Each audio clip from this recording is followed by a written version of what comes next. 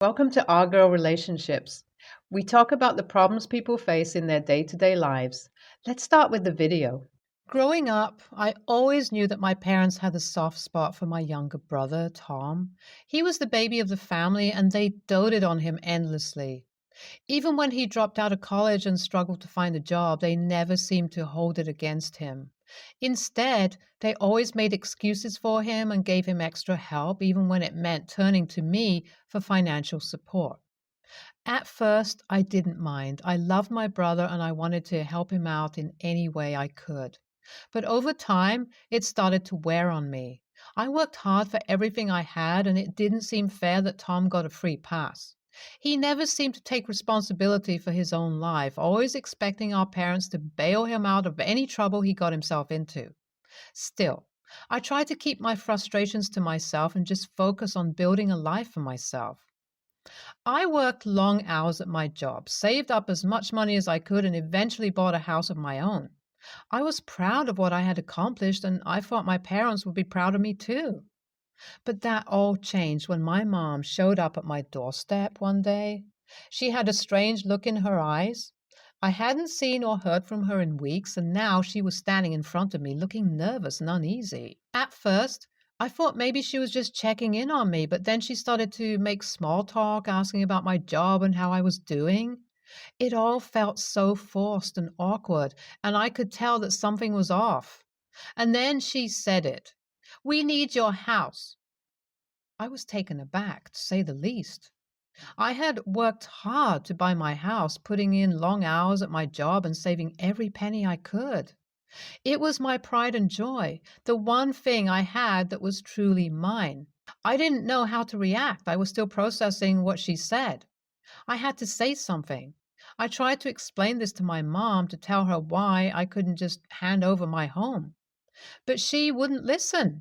She just kept insisting that they needed it, that Tom was in trouble again and they needed the money to bail him out. I was starting to get angry. This wasn't the first time they had turned to me for financial help, but it was the first time they had asked for something as big as my house. I felt like they were taking advantage of me, like they didn't care about all the hard work I had put in to build a life for myself.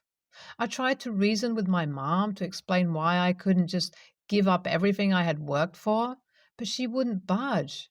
She just kept repeating the same thing over and over again like a broken record. And that's when I snapped. I could feel my anger building inside of me, boiling over until I couldn't take it anymore. I told her exactly how I felt and how unfair it was that they always showed Tom favoritism and expected me to clean up their messes. I could see the shock on my mom's face as I spoke, her eyes widening with every word. She had never seen me like this before, and I think she was a little scared, but I didn't care. I was so furious that I didn't even know what I was saying half the time. I just kept going, my words pouring out like lava from a volcano. I told her how tired I was of being the responsible one, the one who always had to clean up after Tom's messes. I told her how unfair it was that they had given him chance after chance, always bailing him out when he got in trouble, while I had to work my ass off without any help to achieve the things that I wanted. And then I said something that I immediately regretted. I told her that if they wanted my house so badly, they could have it over my dead body. The words hung in the air between us, and for a moment there was silence. My mom just looked at me, her eyes wide and her mouth open in shock. And then she started to cry. "I never thought you would say something like that to me," she said, her voice trembling. "I thought you were better than that." I felt another wave of anger wash over me. The audacity she had to tell me that she thought I was better than that. I screamed at her that I was sick of it. My voice was shaking with anger. I told her that I was sick of always being the responsible one, the one they turn to when Tom messes up. That I was sick of being treated like I'm the one who owes them something. I told her that they were the ones who owed me everything. My mom looked taken aback, as she had never heard me talk to her like that before. But I didn't care. I was beyond reason and beyond caring what she thought of me. "You and Dad have always shown Tom favoritism," I continued. My words coming out faster now. You've always let him off the hook, no matter how many times he's screwed up, and now you want me to bail him out again? And you want my house as collateral? Are you kidding me? My mom tried to interrupt me, but I wouldn't let her. I was on a roll and I couldn't stop now. I yelled at her, saying, "You know what, Mom? I'm done." I told her I was done being their backup plan, their safety net, that I was done with this whole messed up dynamic that we had. I told her that if she wanted to bail out Tom, she should do it herself. But they're not getting my house. I could see the hurt in my mom's eyes, the shock and disappointment, but I didn't care. All I could think about was how angry I was and how betrayed I felt by the people who were supposed to love and support me. After a few moments of tense silence, my mom turned and walked away, not saying another word. Update 1, 3 weeks later.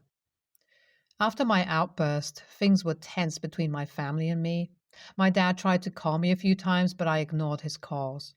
I couldn't bear the thought of talking to him, not after everything that had happened. But a few days later, I heard a knock on my door. When I opened it, I saw my mom and dad standing there looking angrier than I had ever seen them before. I asked them what they wanted. I wasn't going to back down. My dad pushed past me into the house saying he wanted to talk to me. My mom followed close behind, and before I knew it, we were all sitting in my living room, facing each other in silence. I asked them why they were here again. I was still seething with anger, but I tried to keep it under control. My mom said that they were here because we needed to talk about what happened. She softened her voice a bit and said that they were my parents and that they loved me, but they couldn't just sit by and let me turn my back on them like this. She said, "We are your family." I rolled my eyes. "You mean like you turned your back on me, like you've been doing to me for years?" My dad sighed loudly. He said that he knows that they've made mistakes. He knows that they've shown Tom favoritism in the past, but he said that doesn't mean I can just cut them out of my life like this. He said, "We need you, and we need your help. You'll be a traitor if you don't help us."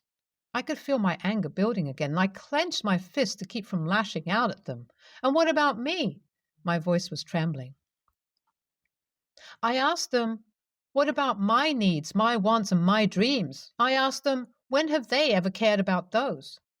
My mom looked like she was about to cry, but I didn't care. I was beyond caring about their feelings, beyond caring about anything except my anger and hurt. "We just want you to come back to the family," my dad said, his voice pleading. He said that they'll make it up to me. He promised. He said that they'll never show favoritism again. He told me to just not turn my back on them like this. But I had made up my mind. I couldn't go back to the way things were before. I couldn't keep pretending like everything was okay when it wasn't. I told him that I was sorry. My voice was cold and final. I told him that I couldn't do that. I couldn't just forgive and forget as if nothing happened. I told him that I needed time to figure things out for myself. And with that, I stood up and walked to the door, telling them to leave, ignoring their protests and pleas. I told them that in any case, I wouldn't give them my house and shut the door in their faces. I knew it wouldn't be the last time we talked, but for now, I needed to focus on myself. And that was something I couldn't do while I was still tangled up in my family's drama and dysfunction. NTA. Are these people crazy?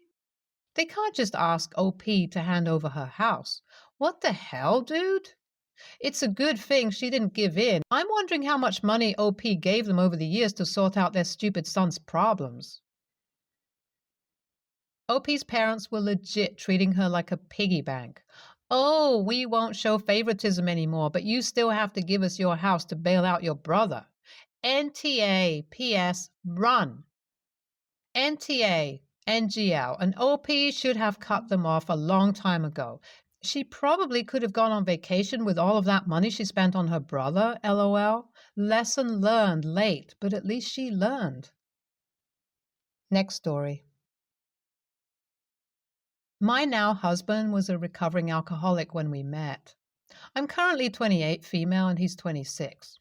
Ironically, we'd met at a bar, and he was relapsing, and I was there to drive my friends because they know that I don't drink. I helped him to stay sober and has been since the beginning of our relationship. He went back to therapy, put his life together, his family is proud of his recovery, and now we married. Yay! We had the wedding last month, and one of the rules for it was no alcohol. All the money we could have spent on alcohol was used on more and better food and having a film crew. It was amazing. Some of the friends my hubby invited are ex alcoholics too, and his family had lots of fun, but my family did not. The men in my family seemed bored the whole time. My brother during the reception asked me, "Where is the booze?" I said, "There is none." Then he said, "You should have warned us so we could bring our own," but explained that no booze was allowed at the venue. They all left early, and my cousin uploaded IG stories later that showed him, my dad, brother, and some uncles at a bar drinking and getting wasted. I was baffled but kept quiet because it was not my business.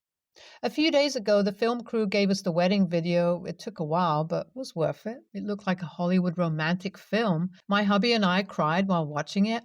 Later, we posted it on social media and quickly got flooded by comments from the males in my family pointing out how boring the film is, almost as boring as the wedding itself. I talked to my husband about it, and after some arguing, he said that my husband is a boring doormat who is missing out on having a fun life.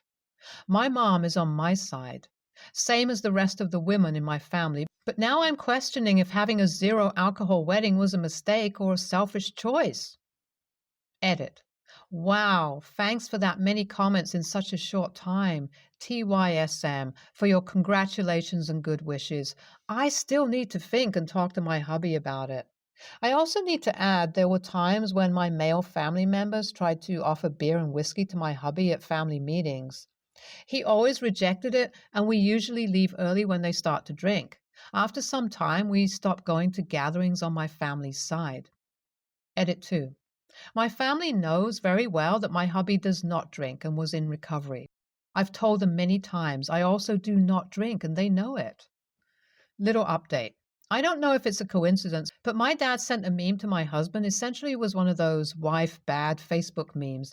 My hubby showed it to me and asked, "What is going on with your dad?" I knew that was the moment to have a talk. My dad has a habit of sending bad memes, but this one was borderline offensive, so I told my husband about the conversation I had with dad. Showed him this post. He says, "Hi," and agrees that is better to stay low contact. Later, I called my dad and explained that if he cannot respect my husband, we will stop talking to him directly. He laughed at me and said that I'm being a crazy, controlling wife, that he feels sorry for that man because he's letting his woman control his life. I told my dad that I'm not controlling, that I'm supporting healthy life decisions, and that he should get serious help, and hang up. After that, my mom called. She said that he ordered her to call me and make me apologize, but she only wants to say that supports my standing and choices, and dad can only cry about it. No other family members have called, but I hope it ends up well. My hubby and I will be busy watching movies tonight. TYSM to all of you. Little update, too. My brother just called. He said many of the words my dad said to me, apparently, my dad told him that I'm controlling my hubby's life and isolating him. Then he said that I'll make my husband miserable in life, that he is 26 and should be enjoying his life, but instead he's married me. I just LOL'd and hung up. I told mom about it and she will call my brother. Oh, and she has my dad basically grounded until he calms down and behaves. She took his phone. His alcohol is in a special room, so she took the key of that room too. NTA. If they can't get through an event with no booze, then maybe they should assess their relationship with alcohol. Your dad is a monumental asshole. What kind of person says that a recovering alcoholic is missing out on a fun life? As if alcoholism is a super happy fun time. Next story.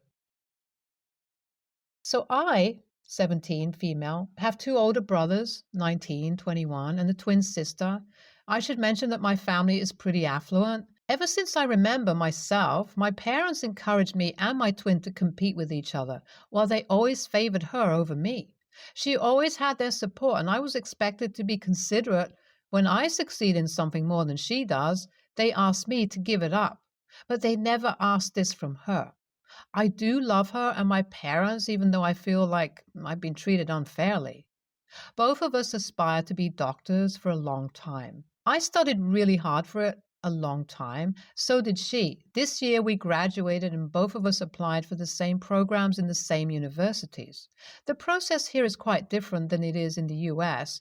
We can start med school right after high school if we get accepted. She wants to go to the same university as I do, and so does my parents. I, on the other hand, feel like going on my own and have a separate life from my sisters. I love her so much, but we've been together my entire life. She's an introvert while I'm an extrovert, so she followed me around most of the time. I always included her and made sure she's happy, but it's been like this our entire lives, and I'm honestly tired. Not to mention that if we go to the same place, I would be expected to study with her and help her get high grades, and won't be able to study on my own and focus on my success. And my parents will be mad if I succeed more than her. It's been like this for the past 12 years, which will eventually hurt me. I just want to finally be a person of my own. This is where I might be the a-hole. I got accepted to 4 different universities, and she got into 2. I waited for her to decide where she wants to go and then made my decision. Like I said, a different place. Then she changed her mind and said she wants to go to her second option, the one I chose. I said that it's not a problem and I will go to a different place, one she didn't get into. My sister got really offended, and my parents are furious, even though I explained myself politely and said that I love her, but wanted to get a fresh start where nobody knows me. They demanded that I will go to the same place as my sister or else they won't pay for my degree. Then I said whatever, and that I'll be fine on my own and left to my grandparents. When they came to talk to me, they just kept on saying how wrong and entitled I am. I really had enough, so I told them I hate them for treating me like this. Now I'm refusing to talk to them and ignoring their calls. My brother and grandparents are on my side, but everyone else is telling me I'm an a-hole. So am I? Edit. Thank you so much for the support and ideas. I read all your comments and they're all very appreciated. My brother got me everything I thought I need, including my cat. I called the university to ask if my parents can unroll me, and they can. However, since they never paid, it will be difficult for them, and the university can try to delay them until my 18th birthday. My grandparents assured me that they won't let them do something like that, but still, it's nice to have plan B. School starts on Monday and it looks like it's settled for now. I will update you guys as soon as I have something to say. P.S. I don't feel like talking to them right now. It's like all of the anger I held against them is now very substantial. Hope I used the right word. And I feel like I need to cool down before deciding what's next. Probably can also use time off. NTA. You are your own person. You should be celebrated, supported, and loved for the amazing individual that you are. You are not your sister's babysitter. You are not her tutor. You are not her parent. Best thing for you to do is to go to a different school than your sister. Go no contact and block your sister and parents. Get a counselor. Your parents and sister will try to guilt you and twist things to make themselves the victim and to make you do what they want. You are the victim here. A counselor will help you set and keep boundaries with them. A counselor will also help you heal from their abuse.